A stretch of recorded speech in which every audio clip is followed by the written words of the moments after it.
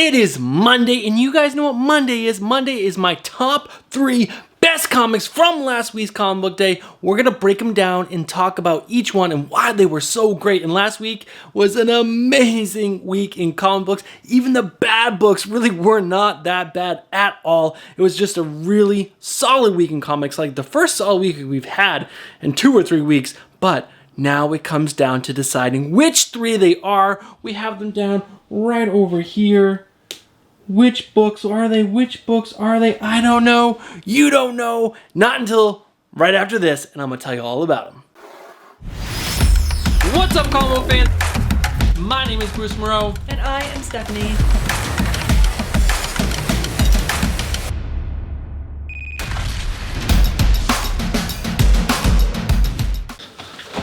What's up, comic book fans? My name is Bruce Moreau, and welcome back to the channel. And guys, it was such a hard decision to go through my 11 books that I picked up on New Comic Book Day and decide which of the 11 are gonna make the cut, because there were so many good books, and that does not happen that often. The last few weeks, it has been really easy to pick the best 3 and the worst 3 because they were just like standouts, and they was like, oh, these are obviously the best, and these are obviously the worst. But not this week, guys. It was a solid week in comics, so tomorrow's worst of is not going to be really that bad. I'm going to be complimenting the books, but then finding the little things that made them the worst of the week. But we're not here to talk about the worst. We're here to talk about the best, and I have 4. I couldn't whittle it down to 3. So I have 4 comics that we're going to talk about today, and they are all amazing. But before we get into that, look down, guys. Are you guys subscribed to the channel? No? Well, what are you doing? Hit that subscribe button. Hit that bell notification so that way you guys are notified when Stephanie and I upload new content to the channel, and also when we go live, and we go live every single Friday on Comics and Beer. It's our weekly live stream where we talk about comic book news, drink some beers, and just have a good time, and it's all building up to the end of the month giveaway. That's right, we do a huge giveaway the last Friday of every single month. And lastly, I'm going to ask you guys to smash that like button. It really helps out the channel and gets us out there to more people. And let's grow this audience. Let's grow this channel. Let's have a good time. All right, guys. That's enough blabbering about myself and Stephanie in our newly named channel. That's right. Look down. It's newly named Bruce and Stephanie Comics. Finally. But yeah, let's jump into the 4 best books from New Comic Book Day, which was August 5th. That's right, guys. All right, guys. Let's jump into the 4 best comic books from last week. All right, guys, the first book that we are gonna talk about is King of Nowhere #4. This is written by W. Maxwell Prince and art by Taylor Jenkins. And this was a phenomenal book. If you guys are not reading King of Nowhere, I don't know what you're doing, because you should definitely be reading this, because this book is written gorgeously. Stephanie just got caught up.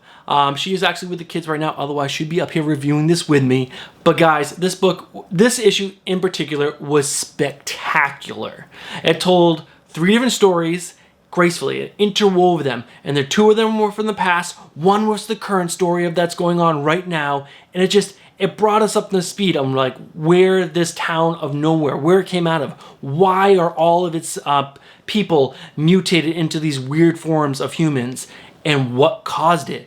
And we find out what all that was, and it was incredible. We also find out how our main character got there and what he was doing beforehand, and it's just all done so beautifully. And the art by Taylor Jenkins, I think, sells this book and sells this story because it's so weird and so quirky, and it's just, I don't know, he does a gorgeous job of just painting this weird, wacky world.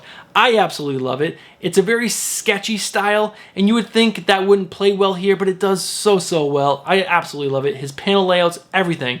And then W. Maxwell Prince is just telling an amazing story, and I highly suggest that you guys go pick this book up, because it is just absolutely incredible. I absolutely love it. It's one of my favorite indies right now. And yeah, it's just a great book. So definitely pick this book up. But let's move on to the next book. This next book that I read was the 4th book that I read. And it was a much needed, lighthearted, funny book, because the previous 3, which was King of Nowhere was one of them, and then the other 2 were very serious, and there was a lot going on, and it was very heavy, and this was just a fun romp. It was such a good book, and that is Deadpool #6. This is written by Kelly Thompson and art by Kevin Lambarda, I believe his name is, and it was executed perfectly. It was such a good book. There's a few new characters in it. If you guys aren't reading Deadpool, Deadpool has a baby shark with legs that's kind of like a dog shark that's named Jeff, that Gwenpool gave him. And they are best buds, and they are incredible together. We also meet this character named Jelby. If you guys also don't know, Deadpool is king of Monster Island, which is really cool. So there's lots of crazy characters around Deadpool, which is excellent. It's great. It's a great world for Deadpool to live in, because he's obviously always in this crazy, wacky predicaments, and the monsters lend just lots of easy storytelling moments for him. There's also Elsa Bloodstone. Elsa Bloodstone is an amazing monster hunter. Let's throw her in there as well. So Deadpool and her got this like little sexual vibe going on. Love it. It's so great. But the story in this is just an awesome story. He wants to go to Krakoa, and because he thinks that X-Men owe him something. And there is this monster named Jelby, and Jelby can fit anything inside of him. So since he's a mutant, or Jelby is a mutant, so he's a monster mutant, Deadpool goes inside of Jelby, goes through a gate, and then he just wants to have a good time on Krakoa. And of course the X-Men show up and want to ruin it because they're X-Men, and their whole world right now is so whacked and weird. But we're not going to go into that. And so he obviously ends up fighting the X-Men for a little while, and then I guess he had a thing with Rogue for a little while, which I don't remember. Who knows? Who cares? There's just laughter and craziness that happened throughout the whole entire issue. The art is actually really decent in this book.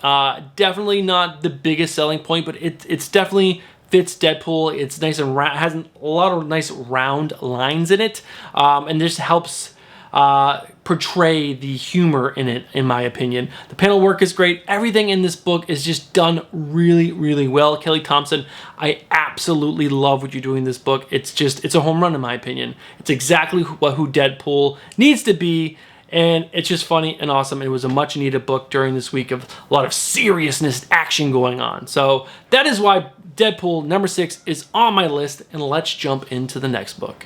All right, guys, next up, Batman number 96. This is written by James Tynion IV and art by Jorge Jimenez. First off, the art. The art in this book is absolutely one of the biggest selling points of this book. Jorge Jimenez is one of the all-stars in the industry right now. There are a few other people that are up there with him, but he is at the top of his game and crushing this book. This book would not be as good if it wasn't for Jorge Jimenez. Jorge Jimenez is incredible. His line work, the detail, the depth in every single panel, the perspective, the way he does the panel layout is impeccable, incredible, and amazing. All right, that is just talking about the art. Now let's talk about the story in this book. And the story is almost as good as the art. The story that James Tynion IV is telling is awesome. There are some people saying that he's lifting from some of Christopher Nolan's Dark Knight, from his Dark Knight movie, but I can see it, but I don't care. This story was a much needed action-packed adventure from Tom King's story. I love Tom King's run on the issue, but this is much more action-packed, and there's things constantly happening, and I absolutely love it. It also deals with the Joker. Who doesn't love the Joker? At the very beginning of this issue, we get a nice look into Batman's, I guess, future vision for what Gotham could be. It's like prettier than Metropolis. It's absolutely epic and awesome. It's just a fun little glimpse, and then we find out that he's just hallucinating. He's still coming down off the drugs that Punchline gave him, but it was such a cool vision. And Mr. Freeze and his sons, what? So cool. And then we see Harley, and Harley has fully healed for the most part from Punchline slicing her throat, and we find out that Batman has been out for multiple days from the drug-induced, and that there's just mayhem happening in Gotham. And we get a lot of cool splash panels showing that there's Joker's minions going crazy within the streets of Gotham. We finally meet the clown killer, I believe his name is. It was so awesome. That moment was epic. It was so good. If you haven't read this issue yet, I don't want to ruin too much because it was so good. There were some parts I didn't like. I didn't like how Batman is just shrugging off help from everyone. It just doesn't seem, I mean, it is Batman, but I just would like a little change of pace. Everyone's been taken from him. Why isn't he accepting Harley Quinn's help? Trying to stay there. I know he's affected by the drugs, but I don't know. Let's break the mold, shall we? But I did like how he hears Alfred's voice talking to him. Continuing, like, just like in the olden days, like, you know, he's all over the bat comms, I guess you could say. But Bruce knows that he's just hallucinating, but it's just a nice little element to help move Bruce's story along. I don't know. This book is such a great book. Definitely be reading Batman. If you want to go back and pick up the start of James Tynion's run, I highly suggest it. You'll be fully caught up if you can do that. And this Joker War is going to be great, and you guys should definitely be reading this book. All right, let's move on to the last book of the week. Is it the best? Maybe. I don't know. That's up for you guys to decide, but it is in my top 4. Let's jump in and find out what that book is. Alright guys, in the final book of my best of for the last week's New Comic Book Day is Deceased Dead Planet number 2. This is written by Tom Taylor and art by Trevor Hairsine. Incredible. This book is incredible. I tweeted a little while ago that I think Tom Taylor is just pretty much printing gold, because I think he is. Everything that he's writing right now is absolute gold. You should be picking up everything he's putting out, in my opinion. This and Suicide Squad is just pure fire. I love everything that he's doing right now.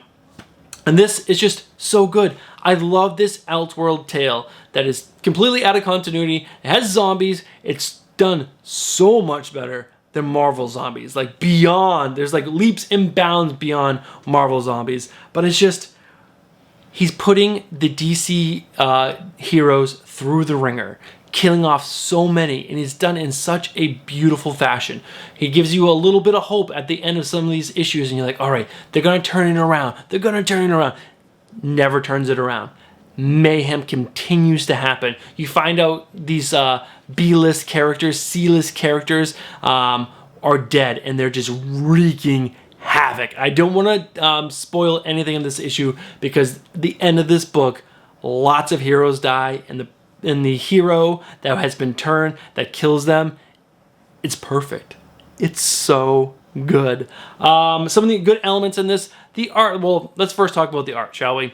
The art is okay. I'm hit or miss on Trevor Hairsine. He definitely has a good, he definitely does a good job of bringing the gore aspect of it. He does a great job of drawing like the zombified humans and the zombified heroes. But sometimes when I'm looking at the heroes that have not been zombified, I don't love the way they look. I don't love the way that he draws Detective Chimp and other characters. But overall, his art is fine. It doesn't distract from the story. It just moves along pretty well. His pacing or his paneling and everything is fine. It's just, I don't know, sometimes when I look at some characters, I'm like, really? That's how you're going to draw him? But overall, fine. Let's look past that because the story is so good. The highlight of this story was a Black Canary. Black Canary has Green Arrow in a bubble, and she's protecting him, and she won't let anyone touch him because we know that there's a cure to the virus. How is she going to keep this bubble around him all the time? Probably not gonna happen. She's gonna have to sleep at some point, but that's just a nice heartfelt moment. Like, she can't let go of the person she loves, and it's so easy in this universe to just kill, like have someone like, you know, Superman or Batman say like, Diana, no, we have to kill this guy. He is a virus. But now there's the cure. She's like, no, you're not gonna touch him. No one's gonna touch him until we can get them the cure. I loved it. I thought it was pretty cool. But yeah, it's awesome. There's so many ups and crazy downs. It's just, pick up Deceased, read it, let me know down in the comments below if you would disagree with me, because I think you are absolutely apeshit, bonkers crazy if you're not enjoying this book. Alright guys, that's gonna do it. Those are my top 4 books for last week's New Comic Book Day, which was August 5th, 2020. What an awesome week in comics. There really weren't any bad ones, but we have to pick 3 of the worst, because that's going into tomorrow's the worst of the week. But yeah, what did you guys think? Did you guys agree with me? Did you think those 4 comic books should have been on this best of list? Do you guys have other books that you read that you think should have gone on that list? Let me know down in the comments below, because if you have other books that you thought were better, I definitely should be picking those books up and reading those, because I don't read everything, and I need your guys' help to make sure that I'm always reading the best books of the week. Alright guys, thank you guys so much. If you guys did enjoy this video, make sure you guys smash that like button, and I'll see you guys in the next one. Peace.